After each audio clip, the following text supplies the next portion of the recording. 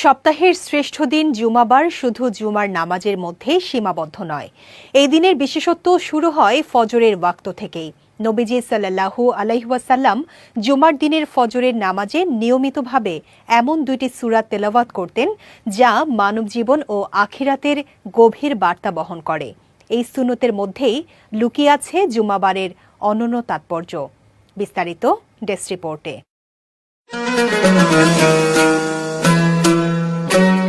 সপ্তাহের ৭ দিনের মধ্যে জুমাবার মুসলমানদের কাছে এক বিশেষ মর্যাদাপূর্ণ দিন। এই দিনকে সাপ্তাহিক ঈদের দিনও বলা হয়। পবিত্র কুরআনে আল্লাহ তাআলা সূরা জুমা নাজিল করেছেন, যেখানে জুমার দিনের গুরুত্ব ও ফজিলত স্পষ্টভাবে তুলে ধরা হয়েছে।